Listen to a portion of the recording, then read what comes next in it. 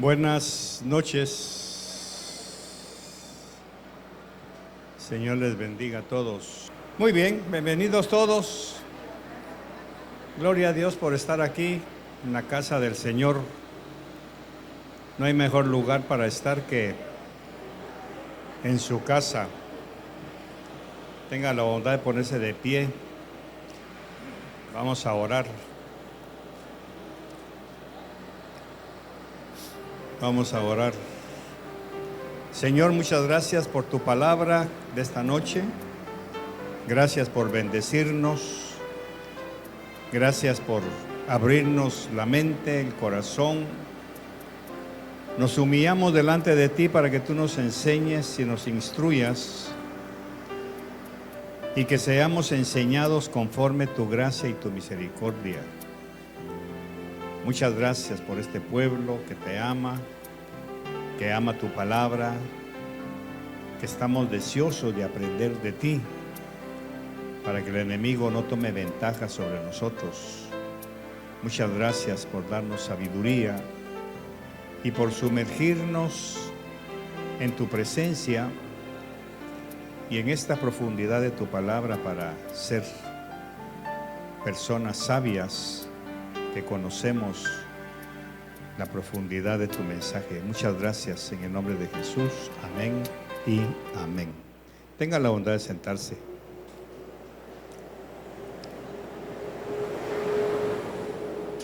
Ya estamos terminando el estudio de Efesios. ¿Cómo pasa el tiempo? Y cada jueves hemos tenido una enseñanza diferente, lógicamente.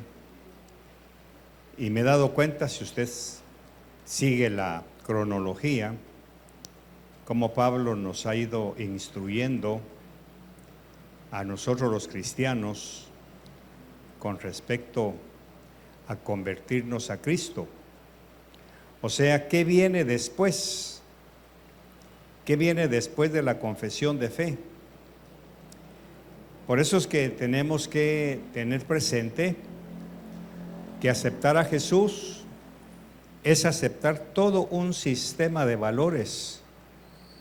No solamente aceptar la persona de Jesús como Señor y Salvador, sino que junto con Él aceptar un sistema de conducta. Es asombroso. Cuando uno ve esto, se da cuenta que realmente muchos no nos hemos entregado a Cristo. No lo hemos aceptado a Él. Quizá la mejor manera de entenderlo es siendo extranjero en algún lugar. Porque cuando uno es extranjero y adopta otro país, otra tierra, como su tierra, como su lugar de vivienda, lógicamente tiene que aceptar todo lo que eso conlleva. Por eso es que Pablo dice que nosotros somos extranjeros y peregrinos, pero nos cuesta conceptualizar esa situación porque tenemos en nuestra mente, en nuestro marco de referencia, que nosotros no somos extranjeros en este país, porque somos salvadoreños, somos guatemaltecos. Entonces, lógicamente, cuando nosotros ponemos la nacionalidad antes de lo que dice la palabra, no vamos a cambiar en absoluto. Vamos a seguir viviendo bajo los mismos marcos en los que hemos nacido, crecido y desarrollado. Por eso, para poder entender el Evangelio de Cristo, lo primero que tenemos que entender es que al aceptarlo a Él, estamos aceptando una tierra, un país. Él es la tierra prometida. Entonces, cuando los hijos de Israel salen de Egipto y entran a la tierra prometida, a las primeras generaciones no les fue difícil vivir y disfrutar su leche y miel. Hasta la cuarta generación ya fue que fallaron, pero es porque se quedaron ahí. En cambio, Abraham, por ejemplo, que fue un total peregrino en la tierra que nunca tuvo propiedades. La única propiedad que tuvo Abraham, lo sabemos, fue la tierra de Macpela que compró para enterrar a Sara. De ahí no tuvo propiedad en nada. Abraham fue un peregrino que andaba constantemente cambiando de tierras. Va para Harán, luego va a Egipto, luego va a Harán, y así muchos territorios. Por eso es que Abraham es nuestro modelo de ser peregrino. De manera que cuando uno se considera peregrino, automáticamente tiene que adoptar la tierra que ha aceptado como su lugar de origen. Cuando usted haga eso, cuando yo hago eso, entiendo que ser extranjero y peregrino, ya no tengo por qué absorber o dejarme manipular o manejar por las costumbres de la tierra. Yo no pertenezco a la tierra. Entonces, aquí vamos ya para entrar en esto.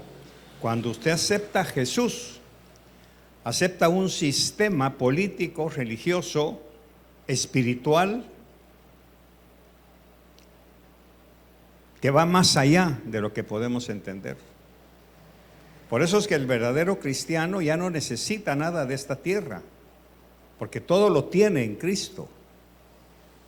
Mientras no entendamos eso, vamos a seguir dependiendo de nuestras herencias ancestrales, culturales, de lo que hemos estado hablando en Efesios. Entonces, para mí, y también creo que para mi esposa, entrar a vivir al Salvador es absorber las costumbres del salvadoreño. Hemos tenido que aprender a convivir con el calor que hace en este país, cosa que en Guatemala no hay. Allá la temperatura normal es entre 15 y 19 grados. Aquí son 28, 30 grados. Entonces, entrar al Salvador significa aprender. Tuvimos que aprender a vivir y a dormir con el calor que hace en esta tierra. Hoy ya después de 30 años ya casi no nos afecta, aunque todavía necesitamos ventilación. Hemos tenido que aprender a comer sus comidas. Sí, hemos tenido que aprender a comer el alimento que se come en El Salvador. La yuca frita, las pescaditas, las pupusas, los atoles. Cosas que allá en Guatemala, aunque hay, pero no son iguales. Entonces, ¿qué estoy haciendo? Estoy haciendo un parangón. Cuando usted acepta a Jesús, automáticamente está entrando a una tierra que usted no conocía. Está entrando a un sistema de valores que tenemos que reaprender para poder estar en paz con nosotros mismos y con el Señor.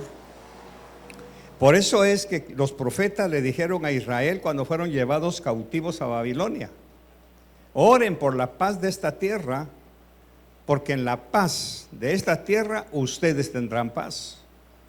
Porque estaban siendo totalmente arrancados de su tierra, Israel, y llevados a Babilonia, una cultura totalmente opuesta, paganos, idólatras, super sabios, pero dependientes de ellos y no de Dios. Ahí les dijo el profeta: cásense, construyan casas, hagan familia y oren por la paz de esta tierra.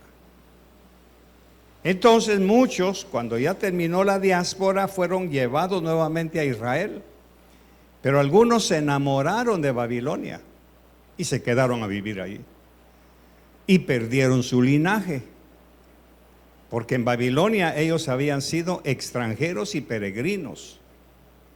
O sea, no se enamoren de esta tierra, no, solo 70 años y se van de regreso. Pero algunos no lo entendieron. Y entonces muchos, lo voy a decir de esta manera, se han enamorado tanto del Salvador, que cuando viene Cristo y les dice: eso no es así, viene el choque. Es que aquí así lo hemos hecho siempre. Pero tú no perteneces aquí. Tú perteneces aquí, al reino del Dios, al reino de los cielos. Y aquí no se vive como ahí. Ese es el problema. Ese es el choque. Entonces, hasta que uno entiende y comprende esas cosas, estas enseñanzas son más fáciles de asimilar y nos vamos reubicando, por así decirlo, y nos vamos insertando en este reino que es totalmente diferente. Por eso es que estudiar la carta a los Efesios para mí ha sido un desafío.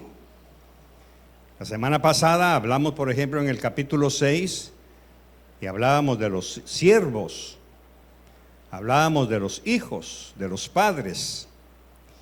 Y cuando me fui, pasé como 3 días analizando todo lo que el Señor nos había enseñado y me hizo una indicación de decirles que todo lo que estudiamos con respecto a los hijos, a la educación, a la formación, a la instrucción, porque el Señor nos permitió hacer un parangón entre el sistema griego educativo de los antiguos y el sistema actual. Y algunas hermanas y hermanos se me acercaron. Por ejemplo, el ingeniero me dice: voy triste. Y eso está bueno, voy triste, porque lo que enseñó el Señor para mí es un desafío. Cómo dejar esa tierra del Salvador y vivir en el reino de Dios conforme a lo que me enseñaron. Y le digo yo: bueno, qué bueno que vaya triste, porque de eso se trata. Sentirnos tristes, porque cuando el Señor nos habla de su reino y de los parámetros de su reino, debiera entristecernos. Señor, ¿y ahora qué hago? Esa fue la pregunta con que terminamos el estudio, ¿se recuerdan? ¿Y ahora qué hago? Si siempre he vivido así, siempre he cuidado tanto a mis hijos que ahora me doy cuenta que no les estoy preparando un futuro de acuerdo a tu palabra, sino un futuro de acuerdo a mi deseo. Cuando hablábamos de la formación de los hijos. ¿Y ahora qué hago? Porque mis hijos lógicamente ya se acostumbraron, o yo ya los encarrilé para vivir de acuerdo a mis parámetros. Los estoy educando y preparando para que ellos tengan su futuro, y se me olvidó que quien tiene planes de bien y no de mal para darles a ellos un futuro eres tú, no yo. Y ahora tengo que reconocer que ya arruiné de alguna manera las cosas. Por eso la semana pasada hablamos de que muchos de los jóvenes que están creciendo aquí no tienen amigos cristianos. ¿A dónde van a ir cuando tengan una necesidad cristiana? ¿A dónde van a ir si no tienen, no se relacionan? Porque los mismos padres, dije yo, con el perdón de ustedes, los aíslan de tal manera que los están haciendo más amigos de sus amigos en el colegio, en la escuela, que no todos son cristianos, que los que están aquí. Quiere decir que esta generación, cuando ya tengan 17, 18 años, no van a ser empáticos con la iglesia. Y de eso vamos a hablar hoy. ¿Por qué? Entonces, lo que quiero decirles es, y tengo que hacerlo, yo no soy padre de sus hijos. Yo solamente soy el pastor, el encargado de transmitir esta enseñanza, quizá con demasiada pasión, pero no es porque quiera manipular y que hagan lo que yo quiero. Me interesa lo que dice aquí. Porque la mayoría de cristianos creen que es el pastor el que está imponiendo su voluntad. Y eso es lo que quiero aclarar. Yo no estoy tratando de imponer mi voluntad ni mi deseo. Usted puede vivir como usted quiera si rechaza o acepta la enseñanza del Señor. Es usted libre. Como escribí en un artículo, los únicos que vamos a llorar por rechazar la enseñanza del Señor e implantar la nuestra son los padres. Los únicos. Yo no voy a llorar cuando vengan las consecuencias de que sus hijos sean más amigos del mundo que de Cristo. Yo no voy a llorar por eso, porque bendito Dios, yo bien que mal ya pasé por ahí. Entonces hice una prueba que creo que es un buen momento para que la repita aquí, para que sus hijos o quizá alguno de ustedes pueda verlo. Y quiero pedirle por favor ¿a quién? A la hermana Ena. Venga, hermana Ena. Vamos a hacer una prueba, les dije, en la otra iglesia. Súbase, por favor. Súbase. Y usted me va a seguir, me va a leer esto, y quiero que sus hijos lo escuchen. Del 7 al 10. Dice: Desde los días de vuestros padres os habéis apartado de mis estatutos y no los habéis guardado. Volved a mí y yo volveré a vosotros, dice el Señor de los ejércitos. Pero si decís ¿cómo hemos de volver? ¿Robará el Señor a Dios? ¿Robará el hombre a Dios? Pues vosotros me estáis robando. Pero decís: ¿en qué te hemos robado? En los diezmos y en las ofrendas. Con maldición estáis malditos, porque vosotros, la nación entera, me estáis robando. Ok, gracias. Bueno, gracias ya.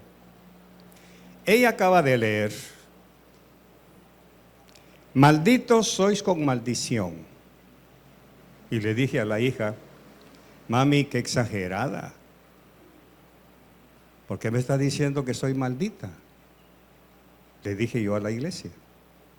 Y me dirigí a los hijos. Díganle a su mamá: mamá, ¿por qué me estás diciendo que soy maldito?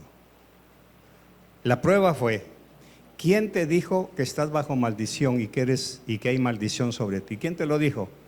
Mi mami. No. Ella leyó la palabra.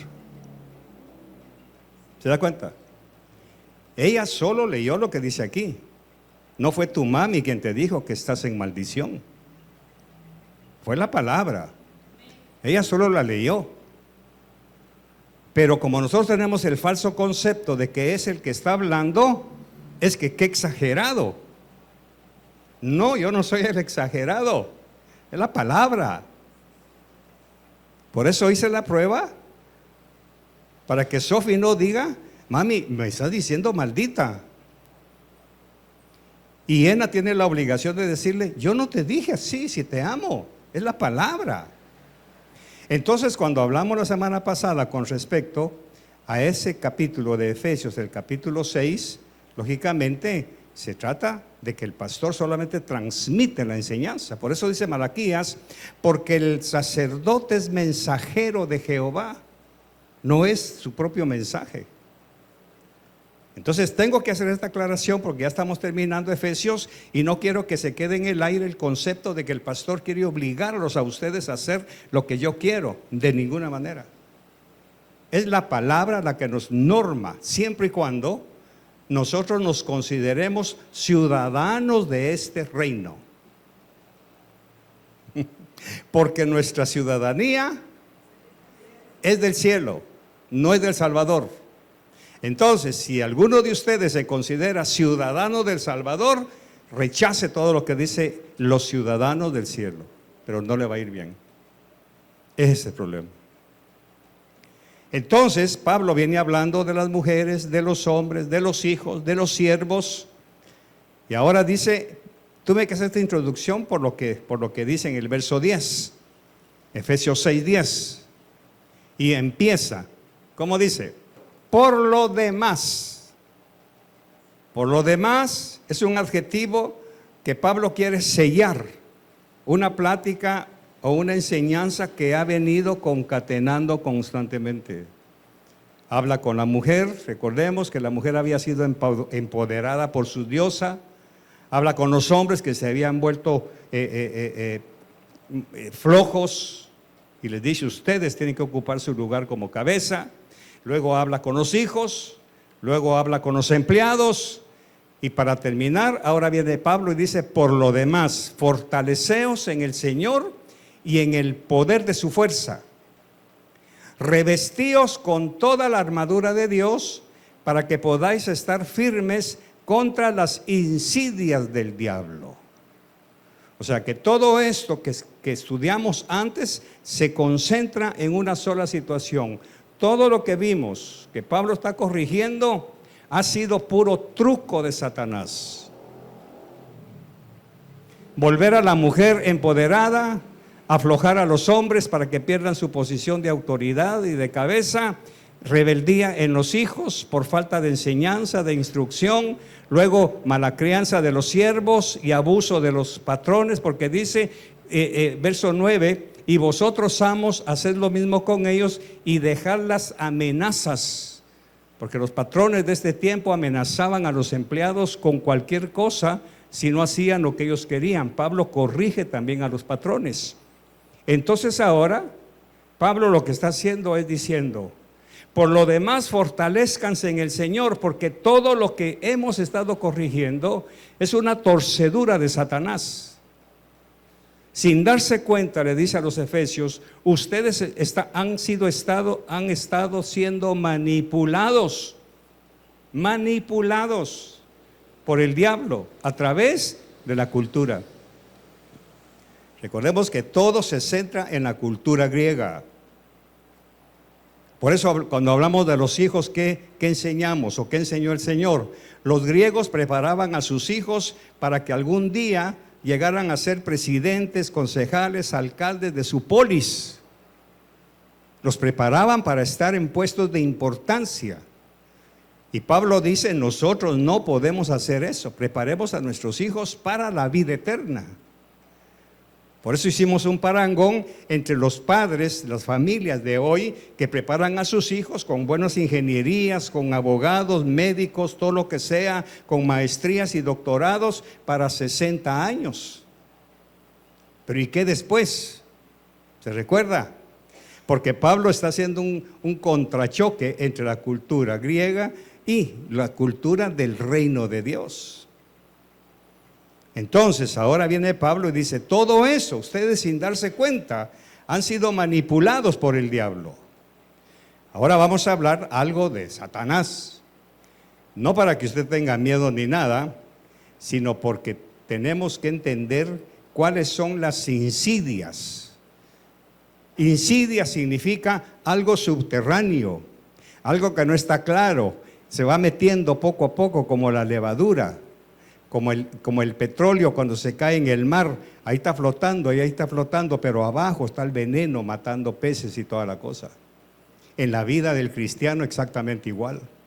Satanás no presenta una lucha frontal, es insidioso, se va metiendo poco a poco en medio de las costumbres, la cultura, el pensamiento. Por eso sigue diciendo el verso 12, porque nuestra lucha no es contra sangre y carne, sino contra principados, contra potestades, contra los poderes de este mundo, de tinieblas, no en tinieblas, de tinieblas, contra las huestes espirituales de maldad en las regiones celestes. Lógico, hay gente que no cree en esto. Son tan inteligentes que dicen, no, eso es mentira. No vamos a discutir si es cierto o mentira. Yo me inclino en que es cierto porque lo dice la Biblia. Y si la Biblia lo dice, para mí no tiene discusión. Ahora, lógicamente, vamos a ver en Juan capítulo 10, verso 7. Y vamos a ver cómo son las insidias de Satanás. Entonces Jesús les dijo de nuevo, en verdad os digo. Lo que quiere decir ahí, quiere decir, se los digo hoy y siempre. O sea, ese en verdad va a ser para siempre. No solamente para los apóstoles, sino para las generaciones. Yo soy la puerta de las ovejas. Todos los que vinieron antes de mí son ladrones y salteadores, pero las ovejas no les hicieron caso. Yo soy la puerta. Si alguno entra por mí, será salvo. Y entrará y saldrá y hallará pasto. Y aquí viene la insidia de Satanás. El ladrón solo viene para robar y matar y destruir. Yo he venido para que tengan vida y para que la tengan en abundancia.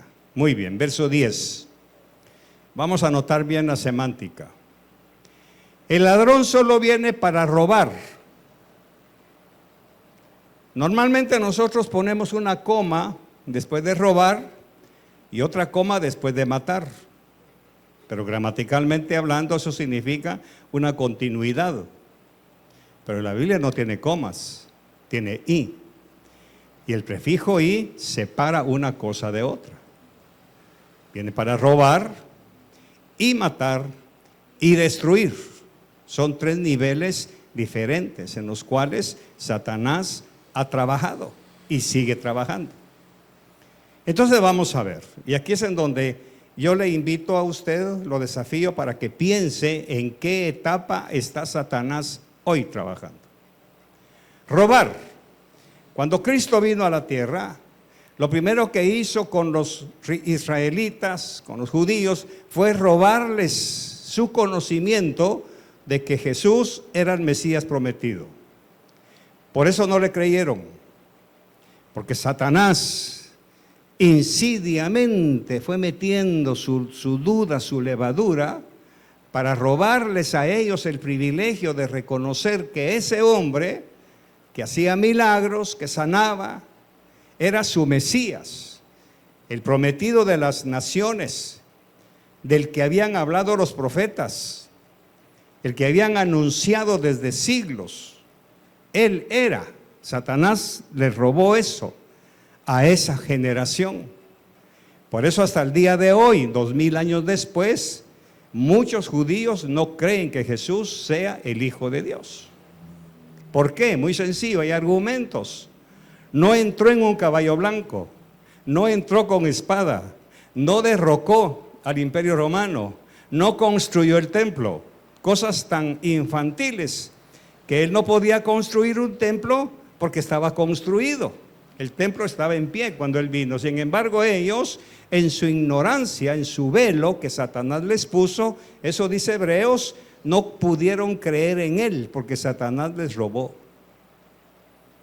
Ya vino a robar. Y Jesús profetiza. De cierto les digo, pongan atención a lo que les voy a decir, dijo Jesús. El ladrón solo viene para robar y matar y destruir. El primer nivel Satanás lo cumplió cuando él vino, robó. Hasta la fecha ese robo sigue trabajando, porque él sembró la insidia, la semilla insidiosa de dejar la duda si Jesús es o no el Señor. Por eso aún hoy hay gente que no cree, predican la palabra, son grandes teólogos, pero no creen que Jesús sea Dios, no lo creen, porque Satanás ya robó.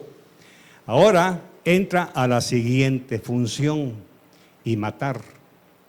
Todo eso es la segunda función de Satanás. Así que robó y ya dejó.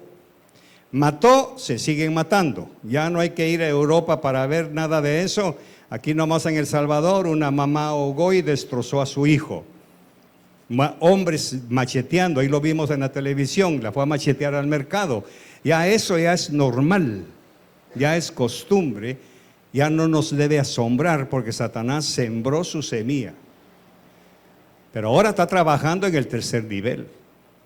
¿Cuál sería? Y ahí es en donde nosotros los cristianos no nos estamos dando cuenta de las insidias para que podáis estar firmes contra las insidias del diablo. Regresemos a Efesios 6, 11. Porque nuestra lucha no es contra sangre y carne, sino contra principados. 1, contra potestades. 2, contra los poderes de este mundo, de las tinieblas. 3, contra las huestes espirituales. Usted se da cuenta, Satanás tiene sus diferentes niveles de autoridad. Y luego dice, contra las huestes espirituales de maldad en las regiones celestes. Entonces ahorita estamos en el nivel de que Satanás va a destruir. O sea que va a destruir este mundo. No. Destruir la imagen de Cristo en el hombre. Eso es lo que está haciendo ahorita.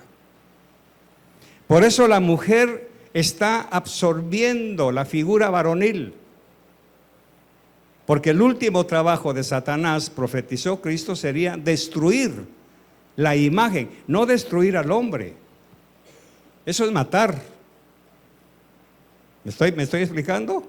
Ahorita lo que está haciendo es que está en su función de destructor, pero no de aniquilación, sino destruir la imagen.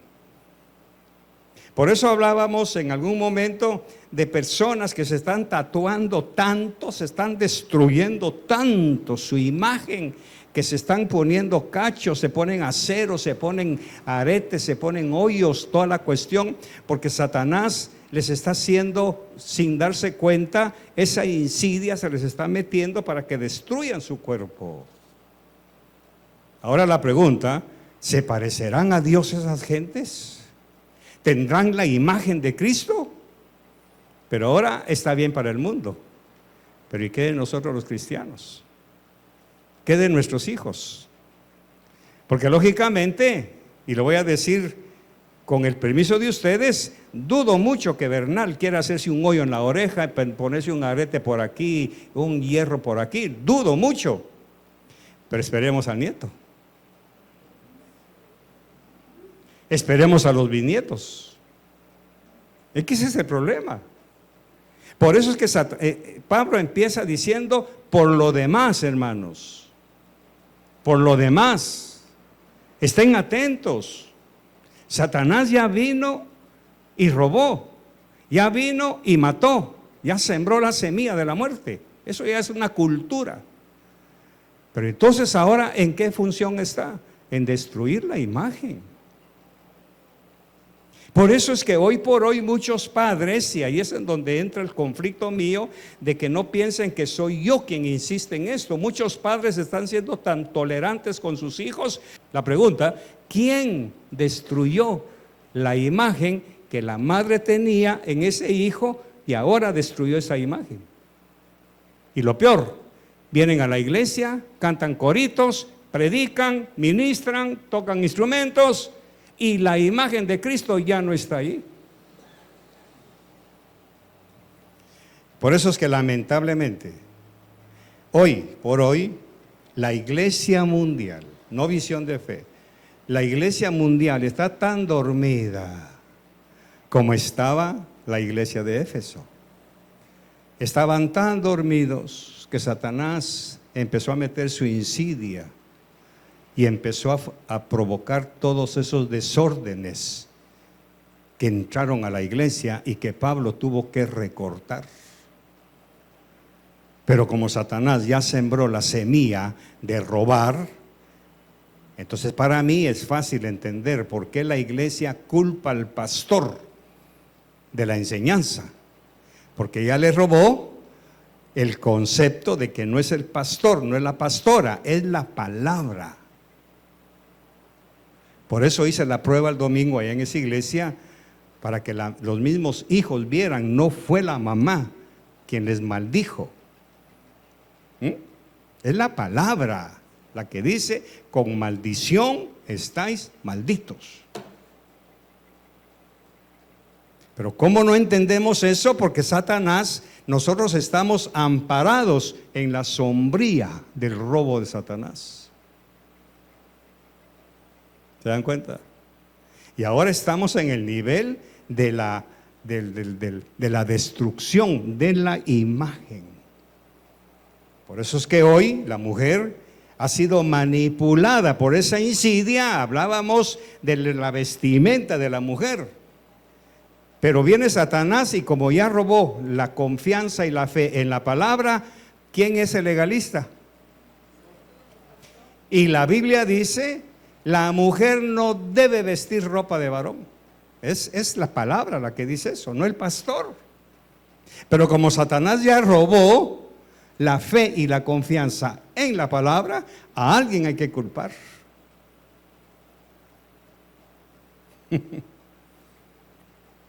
Por eso hablábamos incluso la semana pasada, que la mayoría de ustedes no se atreverían hoy, por ética, a venir a la iglesia en pantalón, pero ¿y en la casa?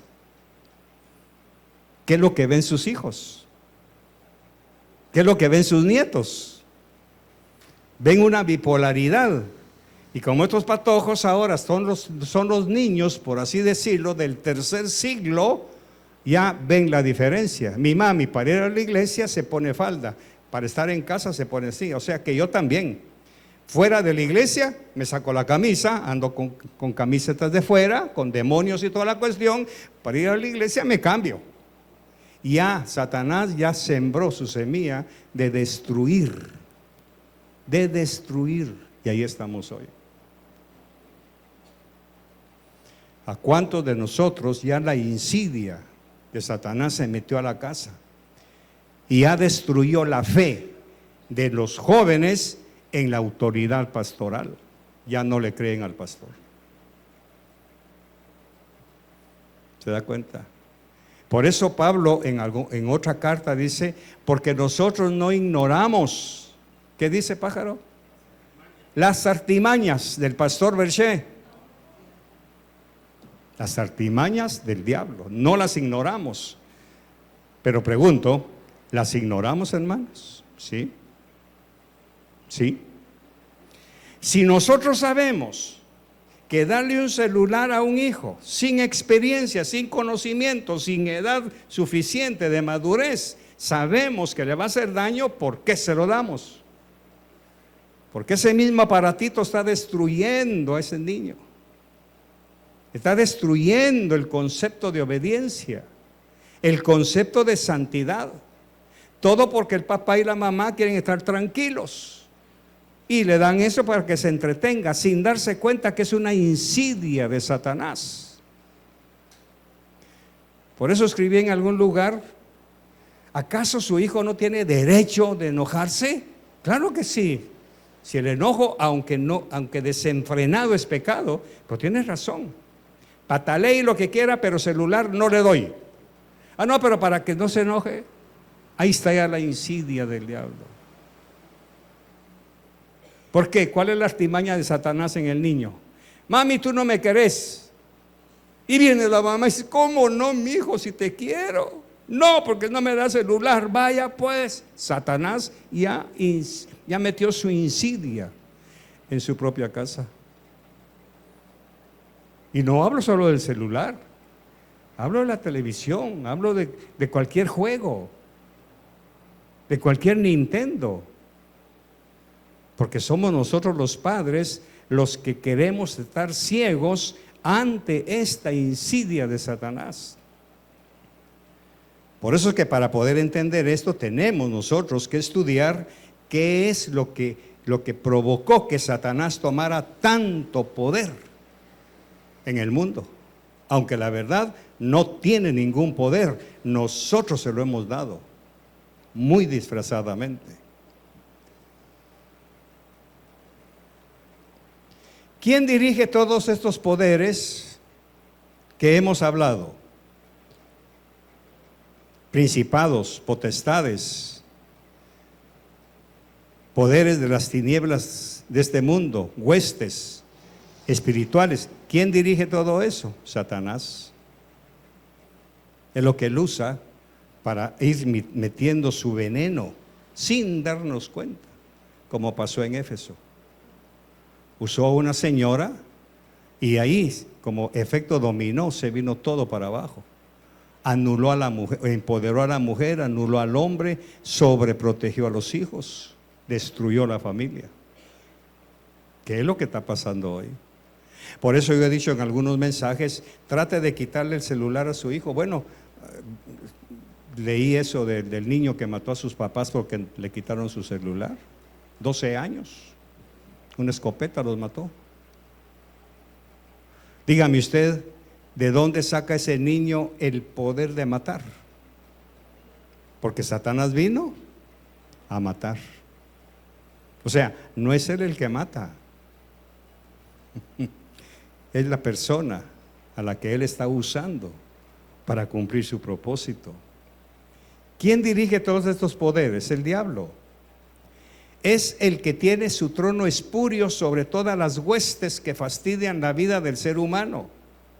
Debemos saber que Cristo dijo que Satanás no está dividido. En su gobierno no existe tal cosa, porque Él tiene el dominio sobre todos esos espíritus malignos que usan la insidia en la mente de los hombres para alejarlos de la verdad del Evangelio. Por eso es que sabemos perfectamente que usted viene de su carro, viene de su casa, viene tranquilo, viene platicando, solo entra aquí y le cae sueño, y le cae aburrimiento, y ponemos una cara que se apure ese maestro, pero al salir vuelve nuevamente la vida normal. La pregunta es, que nadie se pregunta, ¿por qué? Porque las huestes y potestades en las regiones celestes están aquí, que no nos pueden tocar, bendito Dios, pero sí su insidia es como una espuma que va cayendo invisible. Por eso es que yo siempre enseño, aquí es una cosa diferente, no aquí en Visión de Fe. Vaya a cualquier iglesia donde le prediquen la palabra, ¿qué va a pasar, Marlon? Lo mismo. Si usted va a una iglesia donde no le predican la palabra, las huestes no tienen nada que hacer, porque el problema de las huestes no somos nosotros, es el Señor, que están cumpliendo una función. Muchachos, parafraseando al diablo, vayan y roban a esa gente. Vayan y les roban. ¿Les roban qué? El oír la palabra. Otro nivel, vayan y los matan en vida, los matan la salud, les matan cualquier cosa, vayan. Tercero, vayan y destruyan la imagen de Cristo. Y aparece una niña de 15 años, 16 años, que canta coritos en la iglesia con un tatuaje. Y la mamá pregunta, ¿y por qué te lo hiciste? Porque está de moda.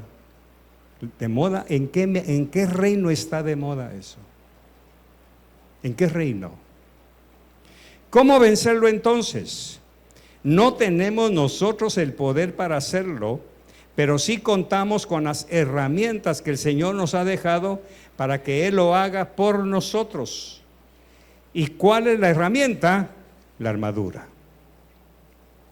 Ahora vamos a ver la armadura, rapidito. Verso 13. Por tanto, nuevamente un por tanto, que es una palabra fiscal, de ley. Por tanto, tomad toda la armadura de Dios, para que podáis resistir en el día malo, y habiéndolo hecho todo, estar firmes. Estad pues firmes, ceñida vuestra cintura con la verdad. Pero la verdad a muchos Satanás ya se la robó. Ya no creen en la verdad. Pero Pablo dice, estad firmes, ceñida vuestra cintura con la verdad. ¿Por qué la cintura?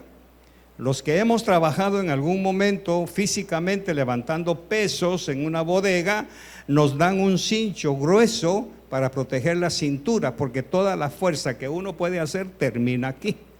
Entonces Pablo habla de que nos ciñamos la cintura para soportar ese peso de ataque que viene del enemigo. Luego dice, revestidos con la coraza de justicia y calzados los pies con el apresto del evangelio de la paz. En todo, tomando el escudo de la fe, con el que podréis apagar todos los dardos encendidos del maligno. Ahora vamos a Romanos, por favor, capítulo 13. Y vamos a ver dónde encontramos toda esa armadura. Romanos 13, 14, ¿verdad? Antes bien, vestíos del Señor Jesucristo, y no penséis en proveer para las lujurias de la carne. Aquí viene el corolario y lo que nos debiera impactar. Toda esa armadura que menciona Pablo en Efesios, ¿dónde se resume? En Jesús. Cuando yo me visto de Jesús, ipso facto con Él, está el cinto de la verdad, está el escudo de la fe, está el apresto de la paz, está el yelmo de la justicia. Satanás no puede, insidiamente hablando, afectarme. o insidiosamente hablando, afectarme, porque estoy revestido de Cristo. Pero el problema es que si yo me revisto de Cristo, no es para venir a la iglesia, es para vestirme de Cristo en cualquier lugar. Y aquí es en donde está el problema. Normalmente al llegar a la casa nos desvestimos de Cristo y nos vestimos nosotros. Ahí viene la dualidad de conducta, en donde Satanás aprovecha su insidia para decirle a sus hijos: ¿te das cuenta que tu papi no es sincero con Dios? Míralo actuar. ¿Te das cuenta que tu mamá no es sincera con Dios? Mírala cómo actúa. ¿Qué oíste tú en la iglesia? Pues oí tal cosa. ¿Y lo viven en tu casa? No, ¿te das cuenta? Ya le quitó la imagen a través de la misma conducta de nosotros los padres. Hermanos, esta carta, porque es una carta la que Pablo escribió a los Efesios, es una carta, como dije muchas veces y lo vuelvo a repetir,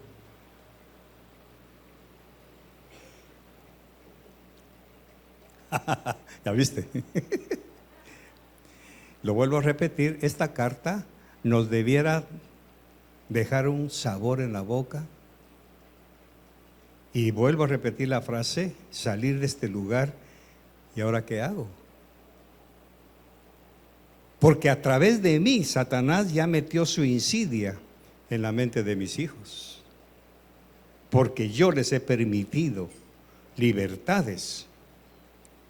Por eso la semana pasada hablaba, cuando usted era estudiante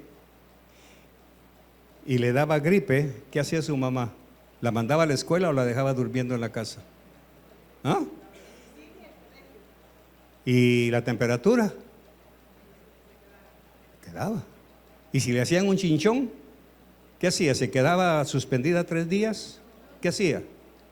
¿Y hoy? ¿Dónde está el problema? La mamá. La mamá está siendo instrumento del diablo para deformar la imagen de obediencia de Cristo en ese hijo. Póngale 20 años y a usted ya no le va a obedecer. Ya no le va a obedecer. Porque la obediencia se aprende los primeros 7 años. Por eso es que el Señor es tan sabio, que el número 7 es la totalidad. El número 7, bíblicamente hablando, es la totalidad. Dios tiene 7 manifestaciones: bondad, mansedumbre, longanimidad. Son 7 manifestaciones que resumen a Dios. Apocalipsis tiene 7 iglesias con 7 pecados diferentes que resumen los 7 pecados que nosotros tenemos. Por eso cuando estudiamos Apocalipsis y vimos la primera carta o la primera acusación: has olvidado tu primer amor, no es para una iglesia, es para mí. Es para mí. Cada mensaje de Apocalipsis, que son 7, es lo que nosotros tenemos que cuidar de no caer en esos 7 pecados de Apocalipsis. Por eso es que hay 7 pecados y hay 7 galardones. Hay 7 coronas. Pablo dice: por lo consiguiente, para mí ya está mi corona de gloria. Pero son 7 los que Dios quiere darnos, 7 galardones, cuando venzamos esas 7 áreas de Apocalipsis. Entonces, todo esto que estamos viendo hoy es un trompetazo. Por eso Eclesiastés dice: mejor es el que no ha nacido que el que nació. Porque el que no ha nacido no conoce nada de esto. El que ya nació, estos niños ya conocen esto. Porque nosotros mismos, los padres, hemos permitido que la insidia de Satanás penetre a través de cualquiera de estas autoridades, principados, potestades, huestes. Todos esos son enviados de Satanás Por eso sabemos perfectamente que cuando el Señor cuestionó a Adán y Eva, una de las funciones de Satanás, que es robar, llegó al Edén y le robó a Eva la fe en la palabra. Por eso un estudio que parafrasea el lenguaje que Eva usa es: ¿qué te pasó, Eva? ¿Por qué comiste del fruto? Satanás me engañó, porque él es el mentiroso, el padre de mentira. Me engañó, me dijo que yo no iba a morir y le creí. ¿Qué fue lo que dijo Satanás? ¿Qué dijo Dios? Que van a morir si comen de eso. No, hombre, no mueren. Le engañó. ¿Se da cuenta? ¿A cuántos de nosotros Satanás nos ha engañado? Yo quiero decirle, yo no soy perfecto, pero a fuerza de tanto golpe, de tanta palabra, de tanta enseñanza que me la aplico a mí mismo, me doy cuenta cuando estoy a punto de ser engañado por Satanás en cualquier área de mi vida. Abro la compu, abro el iPad y me aparecen ahí los famosos shorts de los que hablamos los lunes, Pablo, y me doy cuenta, si veo uno, ¿qué va a pasar? Se va la cadena, se va la cadena. Este dedo es ingrato. Con uno que vea. Porque los algoritmos dicen, a este le gusta este tipo de mensaje, le voy a dar. ¿Es esto lo inteligente? No. Algún demonio inspiró la inteligencia de alguna persona para meter ese algoritmo ahí. Y yo, inocentemente, empiezo a ver TikTok, YouTube, cosas. Pero si yo conozco las insidias de Satanás, digo, no lo voy a hacer. No lo voy a hacer. Ahora la pregunta final, ¿quiero hacerlo? Sí. Pablo lo dice, porque el bien que quiero hacer no puedo. Entonces, ¿quiero hacerlo? Sí. ¿Puedo hacerlo? Sí. ¿Debo hacerlo? No, ahí está. El debo. Porque si yo ya conozco a mis 76 años las artimañas del diablo, que todavía me fastidia de repente, pero ya estoy un poquito más despierto, bendito el Espíritu Santo, ya no me dejo. Sin embargo, de repente puedo caer. Y me doy cuenta.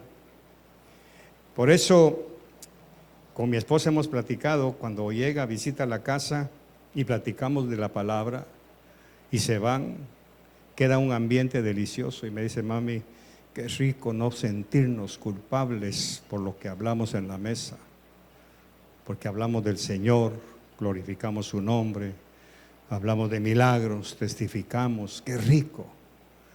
Pero qué horrible cuando cierra la puerta o se despide del restaurante, se sube a su carro y viene ese pensamiento. Qué bárbaro, Señor, perdóname. Perdóname, cómo me dejé vencer. En lugar de edificar la vida de mi invitado o de mi invitada, fui instrumento de Satanás, perdóname. Y el Señor que dice, está bien, prepárate para la próxima invitación. Entonces ya va uno, ya más preparado. Hay una oración que yo hago y con eso termino, Señor, está en la palabra. Guarda mi boca, guarda mi boca, pon guarda en mi boca y cierra la puerta de mis labios. Que cuando yo entre ahí, Señor, brote solo tu palabra dentro de mí, por favor. Y adentro. Y aún así, la insidia se siente cuando de repente, pastor, ¿y usted qué opina de aquel pastor? Ahí caí. Lo vi en las redes que fue a predicar a tal iglesia. ¿Y usted qué opina de él? Ay, Señor. Solo a mí me pasa. A usted no le pasa con un pastor porque no va a predicar, pero le pasa con una hermanita, con una vecina, con la suegra, con la abuelita. Porque ese, dice Pablo, ¿qué hay pues cuando os reunís? ¿Qué hay? Entonces nosotros no ignoramos. Mamá, No ignore las insidias del diablo. Usted puede estar destruyendo la imagen y semejanza de Dios en su Hijo. Usted puede estar siendo instrumento, aunque usted cante coritos y lo que sea. Nadie, aún con la armadura de Dios, se nos cuela en algún momento, porque no estamos glorificados todavía. Dicen gloria a Dios. Con esto, la otra semana terminamos ya el capítulo 6, porque falta un estudio más. Yo le invito para que no se los pierda, pero no solamente que no se los pierda, sino que cada semana agreguemos, como dice Pedro, a vuestra fe agrégale virtud, a la virtud dominio propio, al dominio propio paciencia. Agrégale. Señor, muchas gracias por tu palabra, te bendigo. Ofrendamos en tu alfolí para glorificar tu nombre. Te damos de lo que tú nos das. Gracias por tu palabra y gracias por estas advertencias, de las cuales cada uno de nosotros daremos cuenta en el día final. Muchas gracias por todo, en el nombre de Jesús. Amén y amén.